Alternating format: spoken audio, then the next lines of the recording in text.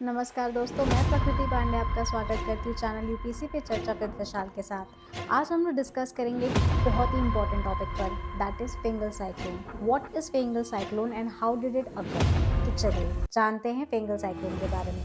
Fengal cyclone हाल ही में 30 नवंबर 2024 को south India में अकर हुआ। वहाँ की बे ऑफ बंगाल खाड़ी के तटीय स्थान जैसे कि तमिलनाडु और पुडुचेरी जैसे कोस्टल रीजन में भारी तबाही मचाई। साइक्लोन के कारण हमें कई प्रमुख प्रभाव भी देखने को मिले हैं, जैसे कि तमिलनाडु और पुडुचेरी जैसे कोस्टल एरियाज में भारी वर्षा देखने को मिली है। वहाँ पे इतनी मूसलाधार बारिश हुई है कि बाढ़ की स्थिति भी पैदा हो गई है। कई स्थानों में तो 24 घंटे में 30 वर्षों का रिकॉर्ड भी टूट चुका है। Well, the Fengal word was given by the Saudi Arabia, which is an Arabic word. Now let us know some of the factors affecting the formation of the tropical cyclone. Now the first one is the sea surface temperature. Tropical cyclone जो form होता है और intensify होता है वो होता है warm ocean water के ऊपर, जिसका टेम्परेचर 26.5 डिग्री सेल्सियस के अबव होना चाहिए। ऐसा क्यों?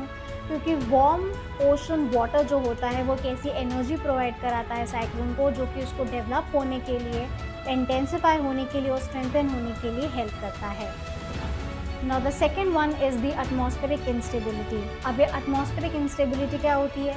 ये एक वर्टिकल डिफरेंस होता है टेम्परेचर और ह्यूमिडिटी के बीच में, जो कि नेसेसरी होता है थंडरस्टॉर्म फॉर्मेशन के लिए, which are the building blocks of the cyclone. The third and the most important factor is the Coriolis effect. अब कोरियोलिस इफेक्ट क्या होता है? जब अर्थ रोटेट करती है तो जो विंड होती हैं वो अलग अलग डायरेक्शन में डिफ्लेक्ट होती हैं। जैसे कि नॉर्दर्न हेमिस्फेयर में विंड का डायरेक्शन जो होता है वो राइट साइड होता है, और सदर्न हेमिस्फेयर में जो विंड डिफ्लेक्ट होती है वो लेफ्ट साइड डिफ्लेक्ट होती है। So now the deflection of these winds they help in the formation of thunderstorm, which further helps in the formation of the tropical cyclone.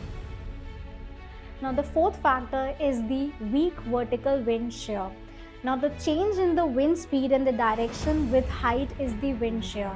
अगर week vertical wind shear होता है तो वो thunderstorm को organise होने में हेल्प करता है और आगे जाके ट्रॉपिकल साइक्लोन को फॉर्म होने के लिए और भी ज़्यादा उसे स्ट्रेंथन कर देता है। अगर स्ट्रॉन्ग वर्टिकल विंड शेयर होती है तो वो वहीं पे थंडरस्टॉर्म के फॉर्मेशन को डिस्टर्ब कर देता है, जिससे कि आगे जाके ट्रॉपिकल साइक्लोन फॉर्म नहीं होता है।